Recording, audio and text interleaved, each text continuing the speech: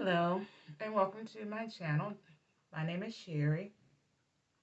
This video is going to be hard because this is the video about the death of my 18-year-old son. So I am going to start with the day before he died.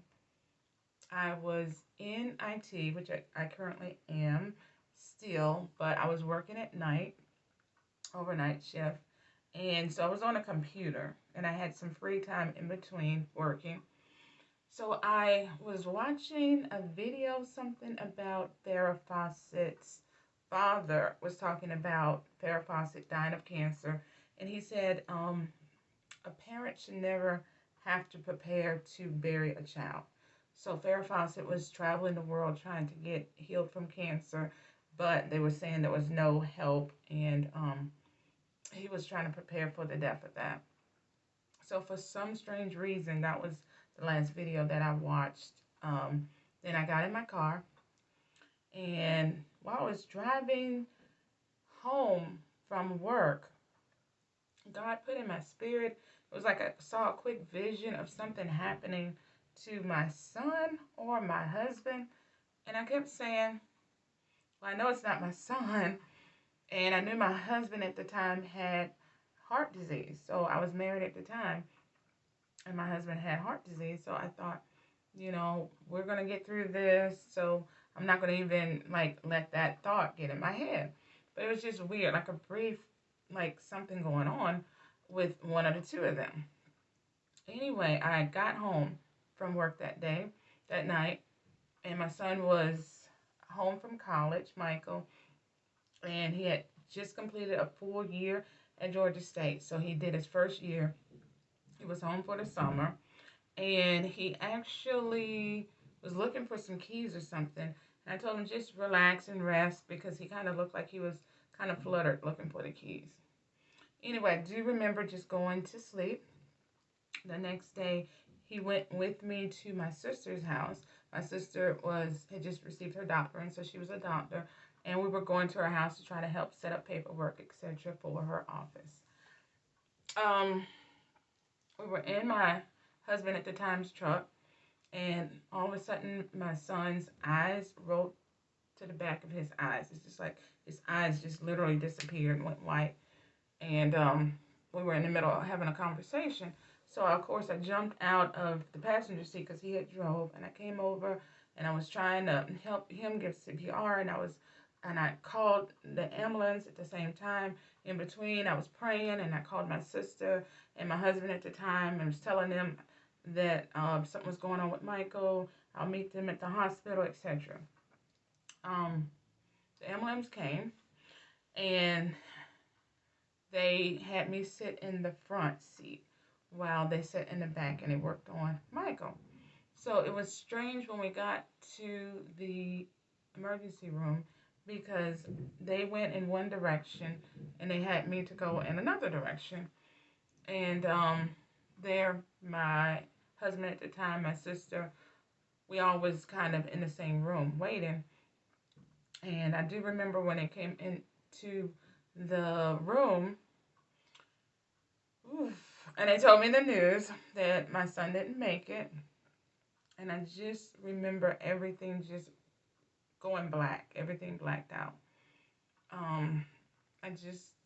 Everything blacked out. So, from there, I couldn't remember much of anything but being very, very numb, just being in total shock, not believing anything. I felt like I was in a dream, like a nightmare or something. This was not real. So, and like a part of me was like, I'm going to wake up soon. I do remember my sister, the one that we went to go visit, taking me home. And the neighbor next door, her husband had passed away a few months before Michael. And I do remember going over to her house and just falling on her kitchen floor, crying. I couldn't get up off the floor. And I remember she was like, get off my floor is dirty. And, she was feeling so, helpless, you know, she called her daughter. Her daughter was a minister, and her daughter just started praying for me, praying for me, praying for me. And I finally got off the kitchen floor. Um, I remember the funeral. People was just around, and I mean, I was just so numb, numb, numb. At the same time, I was trying to make sure if this is real, meaning if this is not a dream, a nightmare or whatever, then I'm gonna make sure I do whatever I can to make sure Michael is celebrated, right? So I just remember looking through pictures and trying to put stuff together. But a part of me was just like, this is not real. You know, the whole time I was doing all that, it was just like, this is not real. It was just, I just couldn't believe it was real. So the funeral, it did rain. I do remember just looking out the window of the hearse and just thinking like, this can't be real. You know, even after the funeral, burying him, um,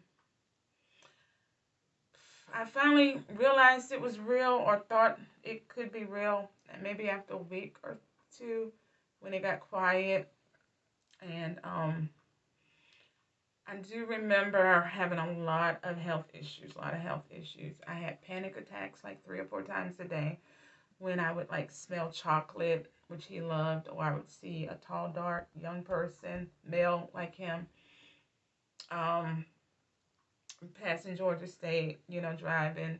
I would just have panic attacks, and panic attacks are real painful. It's like your heart starts beating real, real hard. You can hear your heart beating. You freeze up. I froze up, and I was sweating like cold sweat. Sometimes I was driving and holding the steering wheel barely with like a couple of fingers and just, you know, trying to get through it. And then once it passes, you know, you're just like, because it's like you can't breathe. I remember going to the emergency room like at least 4 times that year because I really felt I had a full heart attack at that time, meaning I knew the difference between a panic attack. So I thought this was a heart attack because my heart was like, it was something going on, un, you know, something that never happened before. So the pain was just like, you know, someone choking me. Um, I remember I couldn't drink coffee because my heart would race and I was like, it was beating too loud and too fast. I couldn't have alcohol for about a year either. So coffee for about a year. I couldn't have alcohol for about a year because with the alcohol, it was like I couldn't breathe. Like my heart was, you know, not pumping at all. Um, Nights were the worst. I couldn't sleep. I didn't like being in the house. I would sleep in the car um, when nobody was at home because I did not want to go in the house by myself. And I just hated that house. I just hated that house. I had nightmares about that house that we were in because I just hated it.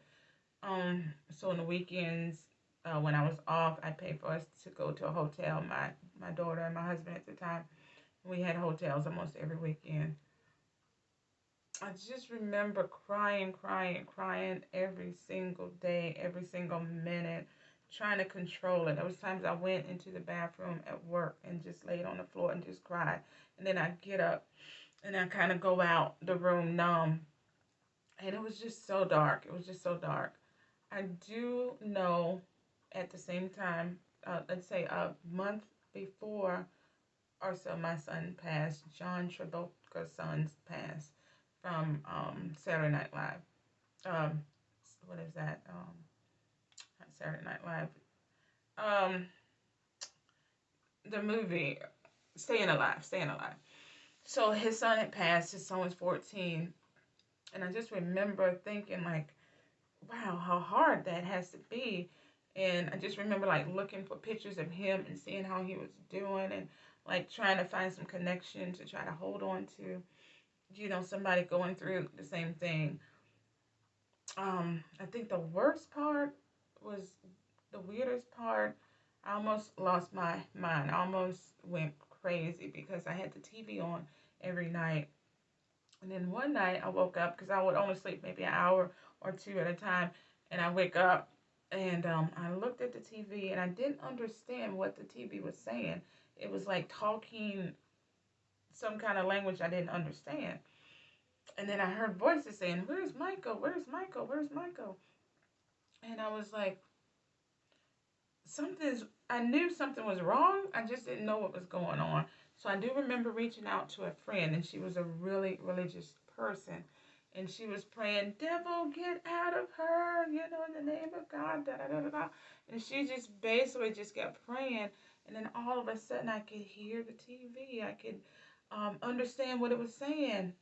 Um, and then my sister had tried to call her, the one who was a psychiatrist, a doctor, and she had told me that at that moment I could have went over to the other side, meaning to a mental breakdown, and never came back.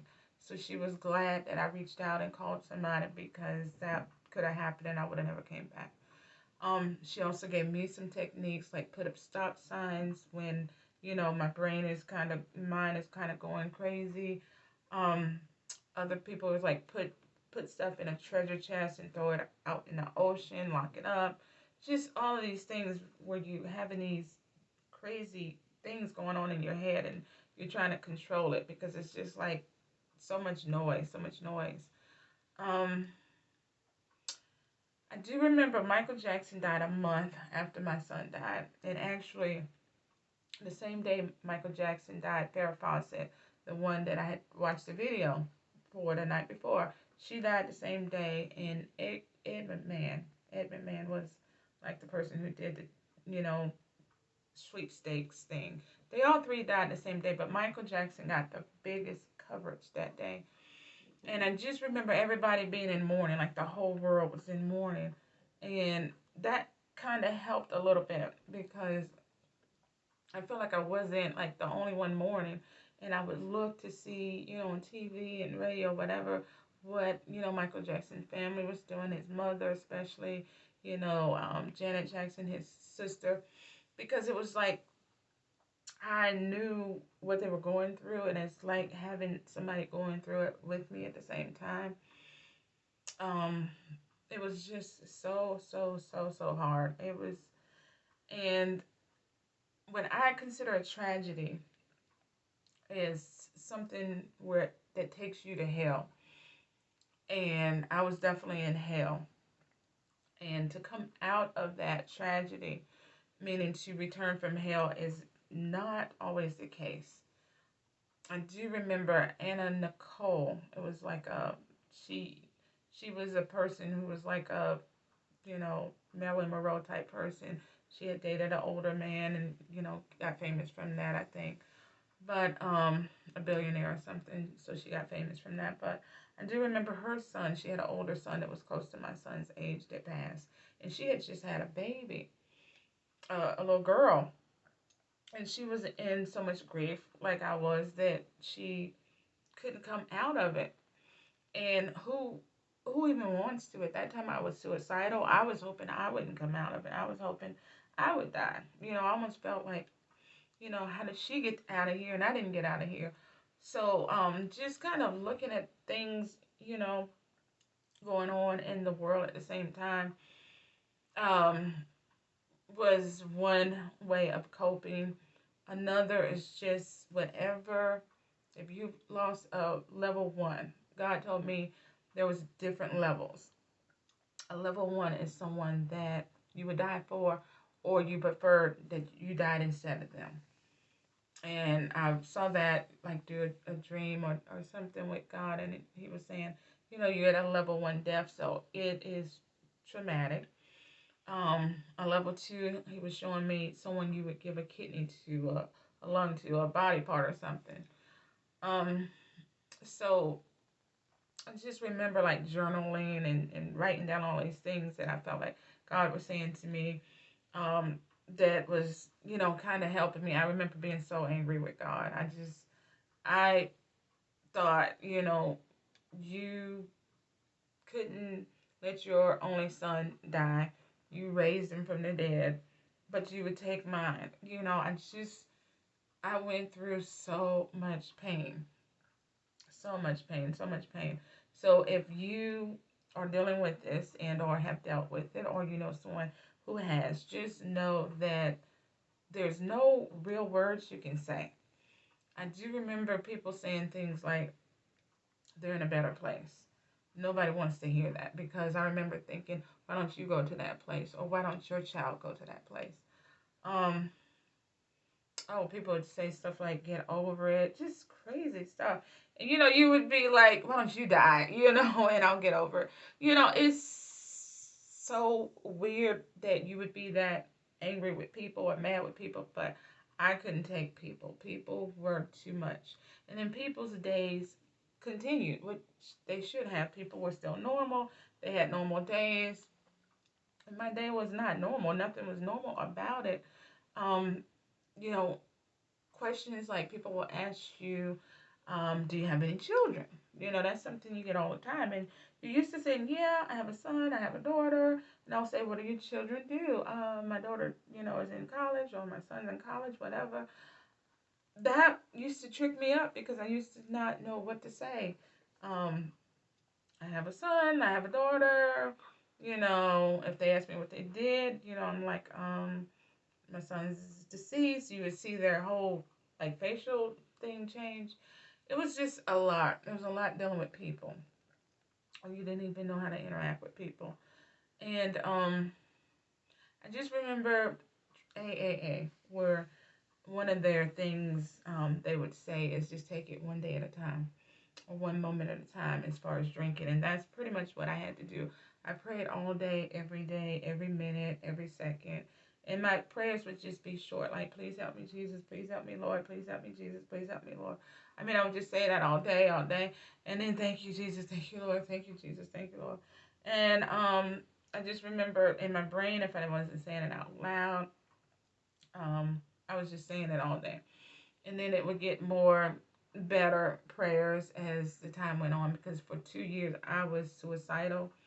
Um, Nights were always the worst, and nights were still bad for me. And we feel like our children, which are true, is the reason for us being here, especially if you have children. So I just felt like I shouldn't be here. And I know I had a daughter to be here for, and I know if something happened to me, my son would be like, "Why didn't you try to stay there for, you know, my sister, his sister?" So I was trying. I was just trying. I was trying, but a lot of me just didn't want to be here. So I have another video about suicide, because I was very suicidal. Um, Walking outside, journaling, working out for me, especially now, because, you know, my anxiety came from, you know, and I get anxiety and depression now.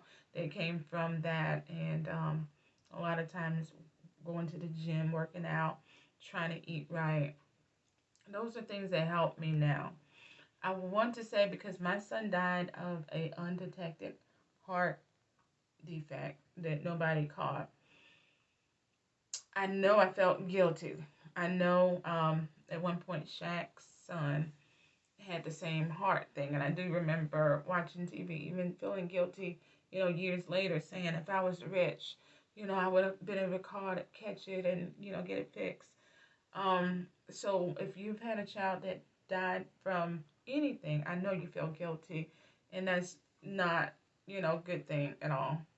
I don't know anything about suicide as far as a child dying of suicide, but I do want to talk to other people who had that, so that we can help each other with that. I don't know about a child dying of murder. I know that has to be super, super hard, traumatic. And again, I want to help people with that.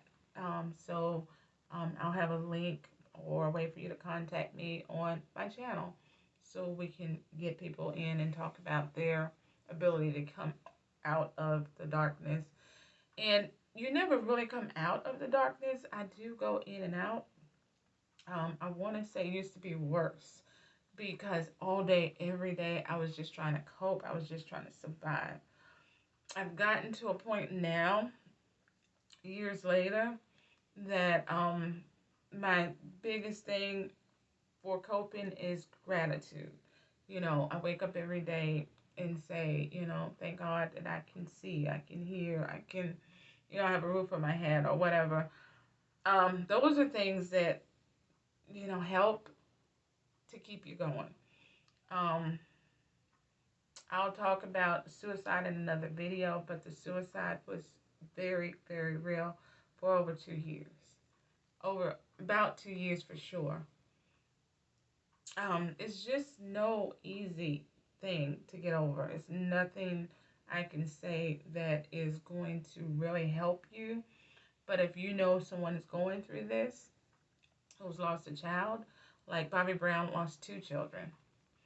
And there's like no way. I just remember a person telling me, I just no way I can imagine what you're going through, because there's no way you can imagine what they're going through. You just can't say any old random thing. You just have to say, I'm sorry, and I can't imagine what you're going through. I just can't. Um, I remember going to what they had called companion friends, where people who had lost children would go. And I do remember one person, there was actually a couple that, people that had lost their only child. And I used to be like, how are they surviving? Because it's like, no way. I remember asking one of them, like, don't you think about suicide, or how do you cope? How do you stay here? And she says, yeah, all the time, every day. But I also thought, someone told me that if I do that, then I won't get to see my child again. And so that's what's keeping them from, suicide. And I'm not saying if your child died of suicide, or someone died of suicide, you won't see them again. That was just something that was thrown out there. And it's like a survival technique to hear, or to keep you to hold on from, in your mind, when you're trying to hold on to life instead of killing yourself. But I definitely want to make this channel helpful. I don't want people to stay in the dark. I think about Anna Nicole, and again, she died a few days after, a few weeks or so after her son died, and she just had a brand new daughter, because she couldn't come out of the darkness.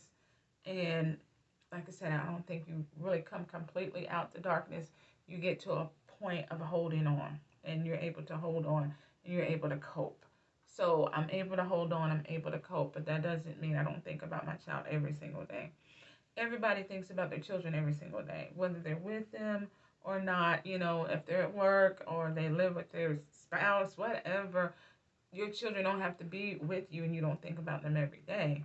That's just a parent. Most parents are doing that. I mean, most parents do. So they cross your mind at one point, or someone even asks you at one point, do you have children, or ask about your children? So it's things like that, that every single day, of course, that is something that, I think about, or comes, across my mind. But I do want to help people. And again, that was the darkest tragedy. And I think that was and is the reason I started this channel. I've been through a lot of different things, and I hope and pray that it helps people, for us to talk about it and to go through our experiences, and to give some help, some resources. And like I said, journaling, walking in the park, or just walking in nature, going to the gym, eating right. But it took so long to get there, and just survival techniques for me, because I'm a godly person, was reaching into, you know, um, my spiritual world, especially after I got over the anger with God. Um, if you're a workaholic or something, you don't believe in God or whatever, I guess you have to dig more into your world, whatever that is, to pull yourself slowly out. But it's not going to be a quick fix. It's going to take a while. And that is just a while to be normal. So I want to say it took me 2 years to be normal. And to this day, it's been like 10 years or so. I hope to find the video that I created for him pretty much 2 weeks after he died, and I put it on YouTube years ago. Um, somebody put a stupid comment on there, and that's why I want to make sure I erase any negative comments from this site. So that kept me from, really watching the video more and doing more videos or whatever at that point. But again, I want this channel to help people, and I want to be able to talk about things that are dark, tragic, um, depression, heartbreak, and how to come over it, meaning more of a motivational, we need help to get out of that and get into the next stage of that, and it's not easy. So I definitely want to help people to deal with darkness and come into the now. And the now to me is the light. So if I'm thinking about today and not every single day of, what I've been through, then that helps me a lot with coping with things.